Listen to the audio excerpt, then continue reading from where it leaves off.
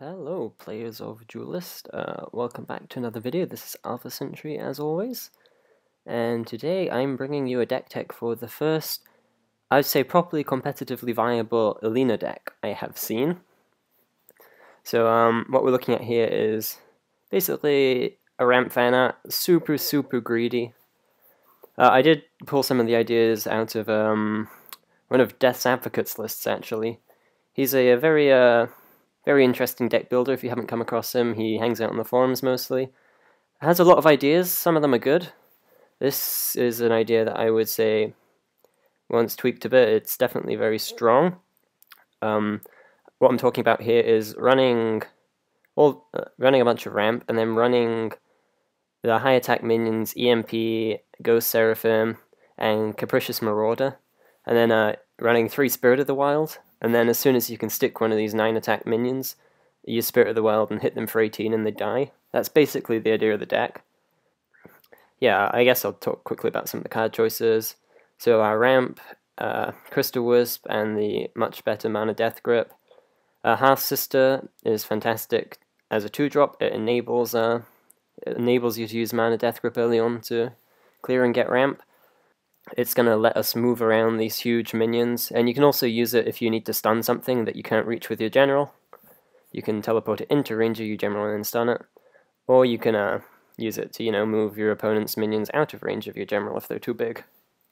3 Azure Herald is the final 2 drops. Not much to say there. We're playing a somewhat slower deck, and the healing definitely always helps. Next up we have the Thunderhorn Aspect of Shimzar combo, which is what's going to let us hold the board against faster tempo-based decks. Yeah, often you just need to get a clear off, and it's just the thing that you need to do to win the game is to get a Thunderhorn Aspect combo off and clear their board. Yeah, next up, Capricious Marauder. Basically a really strong minion. If you don't have anything on board, it's a 5 mana 9/9 with no downsides, which is huge. I'm sure you all know how hard it is to kill 9/9s with EMP around. You basically can't trade into them with your board. It demands hard removal. Yeah, speaking of EMP, we're running 3 of the big boy. This is what's going to let us win a fair number of matchups. Just stuff that is usually somewhat hard to deal with. EMP will deal with it and also put a 9/9 on the board. Ghost Seraphim, Spirit of the Wild is the combo there, although of course you can just drop Ghost Seraphim, it's an 8/9, and it lets you play a free spell. That's pretty alright. Blue Conjurer, I've got 2 in the list here. I am actually running 3 right now. I'm doing 3 Blue Conjurer and 2 Ice Shatter Gauntlet. He's fantastic because it is possible to blow your hand pretty early playing a bunch of ramp. And Conjurer is exactly the card you want to see there, where you have a ton of mana, you're way ahead of your opponent on mana, but you're out of cards. Conjurer will fill your hand up pretty quickly. Yeah, it's basically just the draw for the deck to help us win the longer games. And the final minion is 2 Grandmaster Embler. So, not too much inherent synergy with the deck. If you get a bunch of Blazing Spines, they kill the opponent pretty quickly, especially if you do it in Spirit of the Wild range. But the main reason this is in here is for like a top-end finisher to ramp into that doesn't just lose to single target removal. So before I had EMP, I was struggling a lot against Vet, where they would just bounce every huge threat you play, or like Blood of Eret. Grandmaster Embler is a bit harder to answer than that.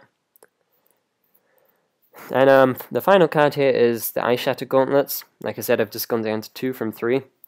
They are very strong, if somewhat situational. So the situation you use it in is there is a big minion in your face, and you either want it dead and you don't want it stunned because you don't want to have to deal with it next turn, then, pay 1 extra mana on top of stunning it and it's gone. And then on top of that, they have to deal with your Ice Shatter Gauntlet, which means 3 hits to the face. They probably can't do it on the first turn, which means you get to stun something else and clear it the next turn. Pretty good. I will say the reason it's not a fantastic card is because a lot of the time you want to, you want to be very mana efficient. You don't have the 1 extra mana, and in the heat of the moment, usually stunning something is just about as good as removing it for that turn. And also, a lot of the threats we want to remove are played out of range of the general. That's what like if you can't stun it, that means it's out of the range of the general, which means Ice Shatter Gauntlet's not going to work either. Those kind of threats are the reason we're running Half Sister, the reason we're running Aspect of Shimza, and the reason that we are running EMP.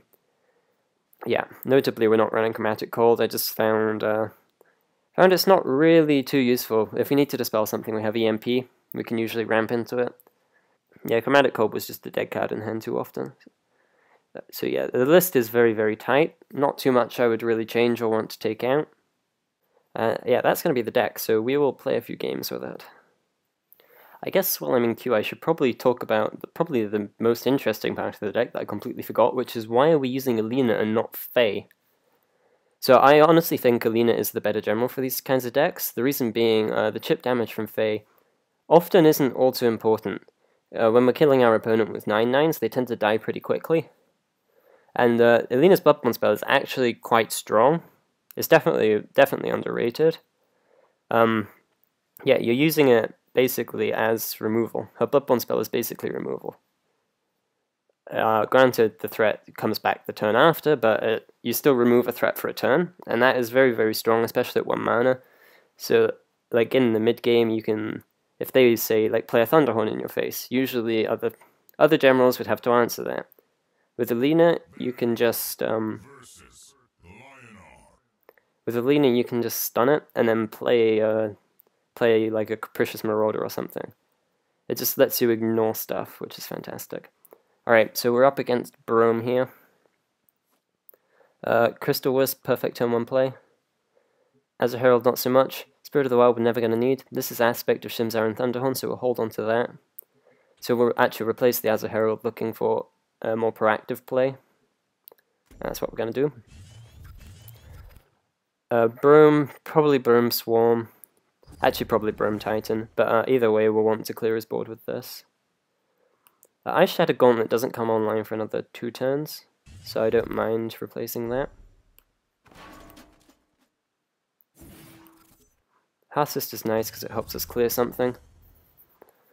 Stun is nice. Emble is definitely the replace here. Yeah, let's see what we're up against. This deck is very fun to play, actually. I've been playing it a lot recently. There's just something really fun about killing your opponent by hitting them with a 9/9, and then playing Ghost Seraphim, and then Spirit of the Wild, and hitting them with the 9/9 again, and then hitting them with the 8/9, and lots of damage. Right, that is hilarious. That is absolutely hilarious, because now we can just go Thunderhorn. No questions asked. Actually, we do have to ask the question of where do we play it. I think this is as good a place as any. Unless we even want to go there. No, I like here. We're not going to hit him with the 1/1 because it does nothing. We'll force him to hit it. This is a pretty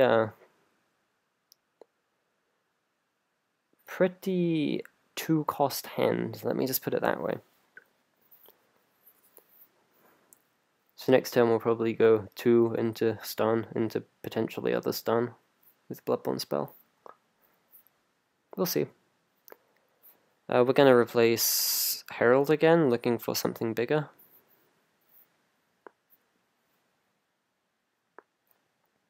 And I guess I should say, I was definitely advocating holding onto the Shimza Thunderhorn combo, but Thunderhorn is perfectly fine just to play on curve like this. And this is definitely the better play than holding on to give it rush. Brome typically doesn't have that many good answers to Thunderhorn. Scorn, interesting.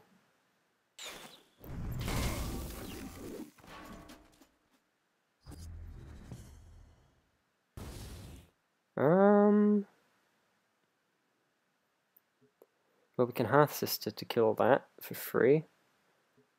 Stun his face. Leave everything up. Ooh, Embler's fantastic. Okay. We're gonna have 7 next turn.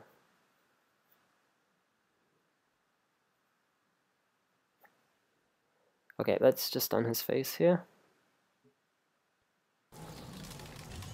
Try and ramp into a 7-drop. Actually, this is fine. We can do this next turn.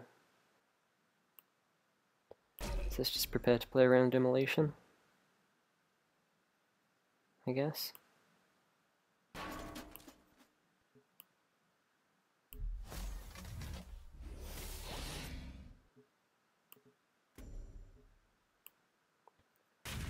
Okay, yeah, this was absolutely a mistake, actually. Thunderhorn should have gone there to block his Bloodborne spell. That's okay. I do like, covering all of his angles, though, where he can play things. Although I'm not sure that makes a difference here or even makes sense. This game's honestly looking pretty over. We just need to, not lose to Titan.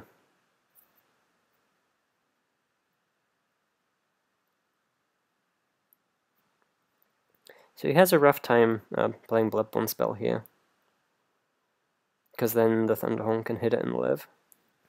We might stun him again next turn and try and set up for Embla the turn after.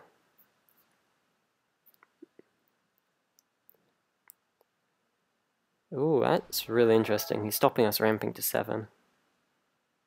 Which is quite fair. Which also means he probably doesn't have removal right now.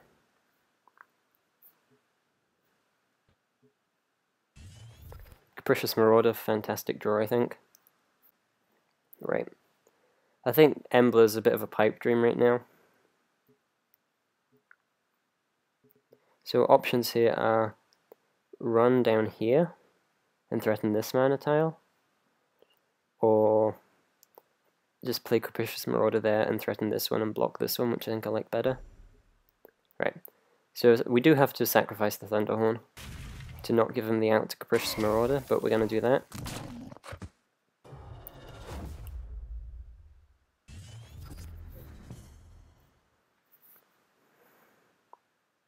Oh, interesting.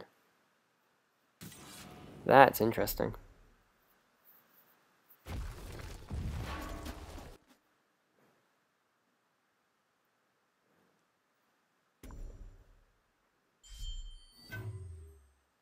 We are going to move down and threaten Embla the turn after, if we are able. Lucent Beam!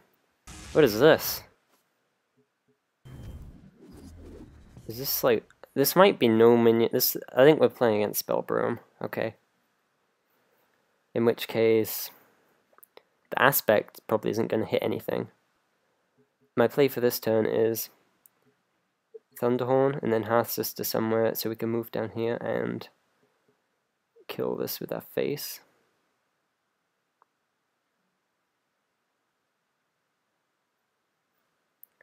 So we can ditch the Aspect.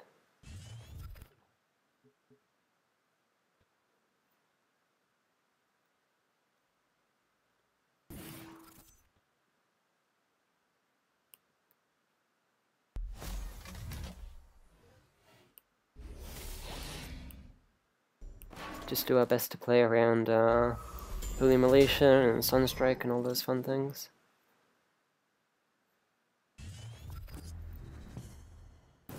We should be careful for Apuron's Claim, because there's a 100% chance he's running that, and he probably has it in hand by now. Probably just 2 of them, though. Yeah, I mean, Embla just kind of, you can't help getting your Embla claimed, but what can you do? We are somewhat letting him escape from Spirit of the Wild range, which is a problem. Okay, this threatens to be a very grindy matchup. It's just going to come down to if he has the... Okay, no, he's just going face. He doesn't want the grindy matchup.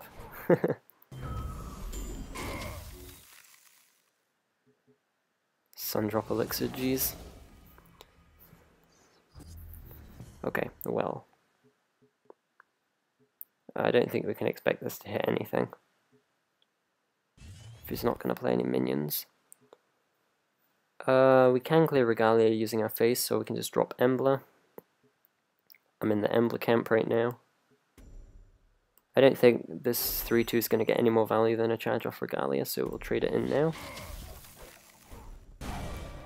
Thunderhorn does a little less work when he's not playing minions, it has to be said. And yeah, we're just going to spread out for Hyperion's claim.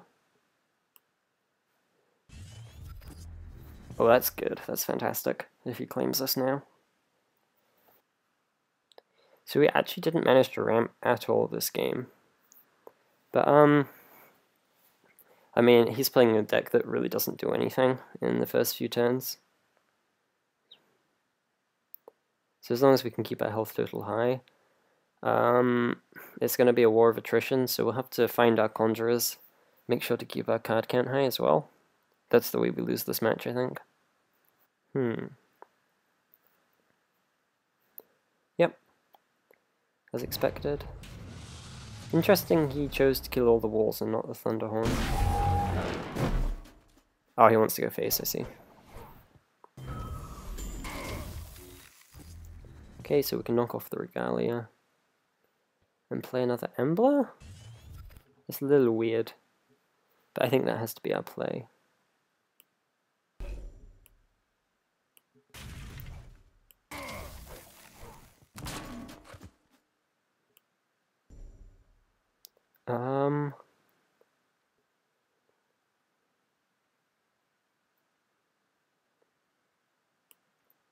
Yeah, the question comes, where do we play Embler? We can play it near our face is probably best. He does keep approaching us, so if we run over here, I'm sure he'll follow.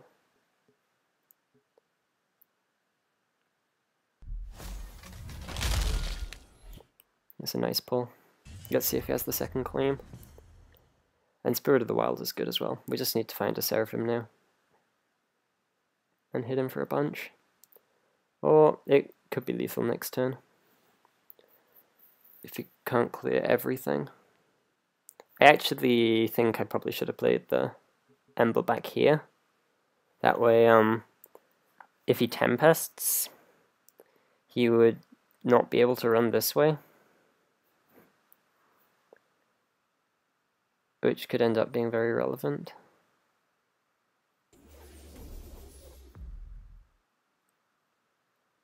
Okay, I don't know what that is.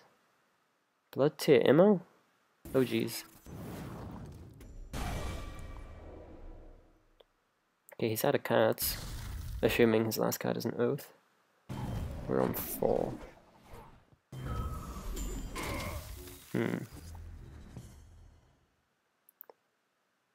Marauder's a little questionable when we have those walls lying around. So I might replace that.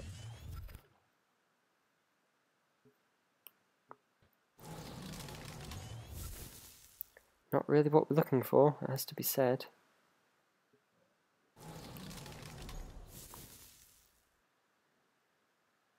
Let's play around an Immo.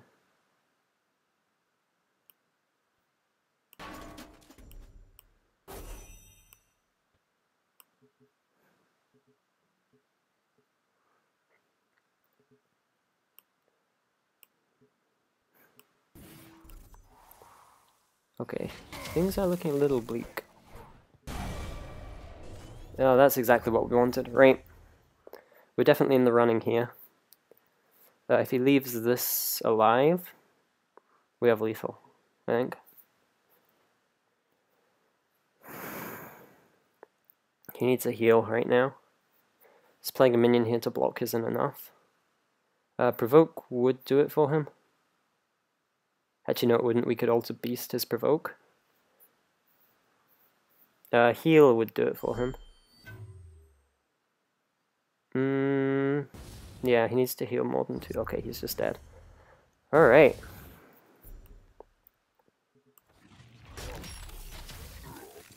We are on the right side. Yeah, okay.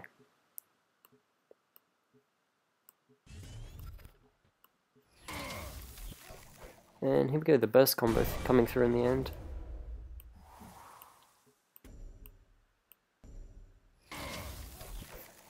Alright, that's the first game. I think we will play a second, just because that was a little bit of a strange matchup to be showing the deck off in. But yeah, some out of hand damage there at the end. definitely something the deck is capable of.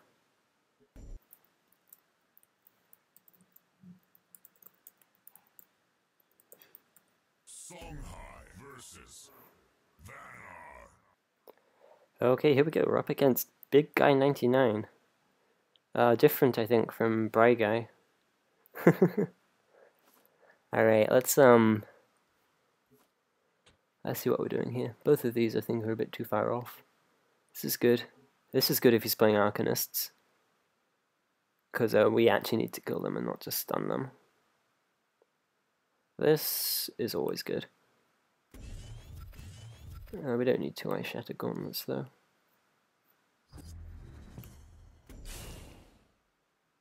Gonna be S in 5 hours. Yeah, well, let's see about that, Drew. Alright, looks like Mantra Boys. That's what we wanted.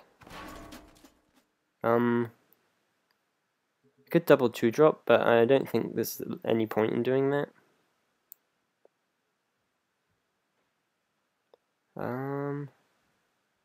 We do need to start taking charges off his artifact, but I don't think that's the way to do it. Let's just play this here, threaten 6 mana next turn.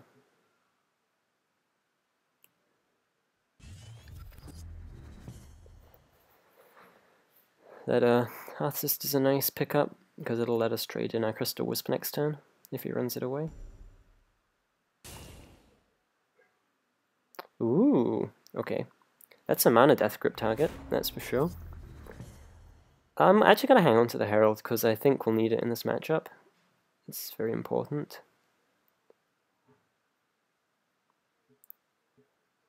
Ice Shatter Gauntlet is something we will never need. Yeah, so let's try and hit Embler next turn, I guess. Which will mean we need to ramp 2 and pick up a mana tile. Which is definitely possible. Yeah, let's just aim for Embler next turn.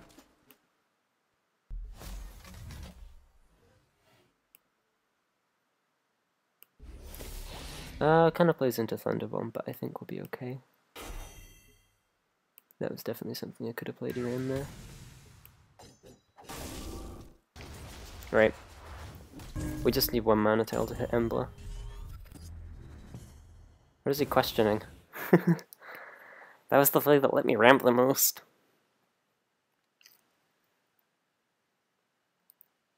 Gotatsu? Sure. Yep. Move into the middle for my Embler, please.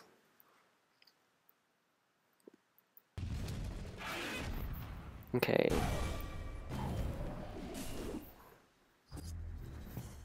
Question becomes, how do we do this? I kind of like playing it smack in the middle. Honestly, the whole hand is pretty good. Yeah, we'll keep it. Not too much we're looking for, really. I mean, Spirit of the Wild would be fantastic. Spirit of the Wild would be lethal if we pick it up. I'm gonna replace and look for Spirit, so we'll replace the Thunderhorn. It's kind of the wrong size. Oh, perfect. It's kind of the wrong size for what we're looking for. We want to be playing huge things, like we run 3 MPs, 3 Seraphims, 2 Emblers. We want to be playing stuff of that size at this point in the game. Okay.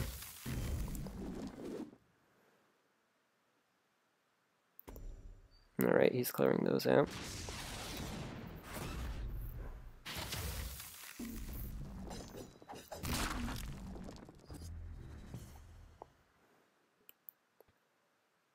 Okay, so 5, 10, 18, 5, 10, 18, 21, 23, so we do need to find a way to hit twice with the Blazing Spine.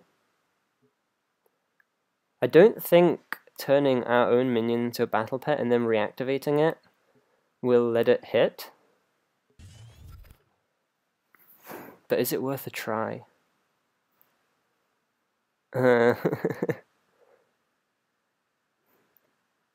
Okay, yeah.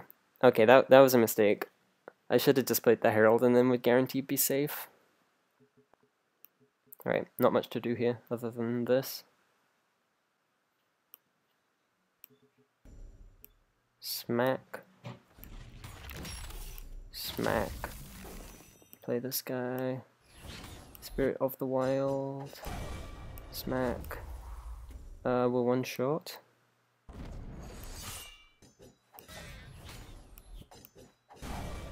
Okay, he's just BMing. We're not going to punch, there's no reason to.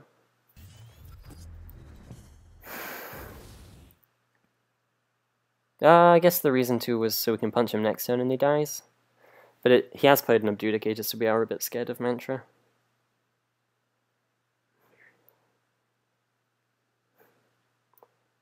Yeah, that might have been a mistake there.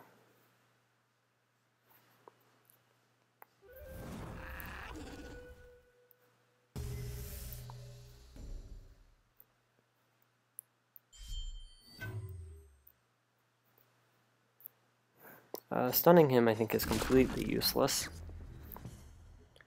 That would draw a card. I'm not sure what we're looking for here. I mean, obviously, if we get Thunderhorn, we win. Embler's not fantastic right now, but it has to be the play, right?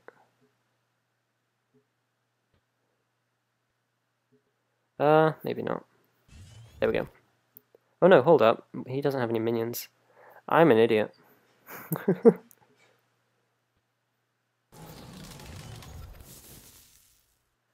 Okay, this hopefully isn't going to be too hard.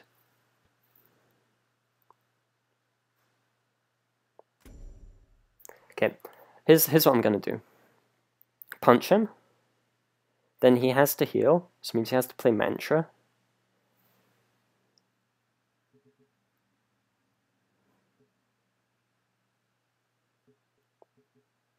And if he plays Mantra, he can't answer that. And we're also going to do that to put another lethal threat on the board. Maybe we don't need to punch him here then. Well, what the heck, let's end the game quick.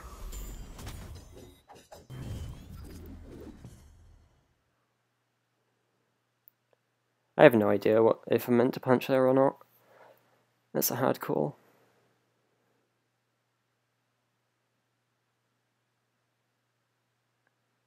But yeah, he's gonna OBS then. And Phoenix fire that, and I win because I punched him. Alright! That play worked out in the end. Replacing Emblem might have been the real misplay there. Alright, so we went 2-0 with Ilena there. I guess I can show you how I've been doing on ladder. I'm not sure if it's good or not. Yeah.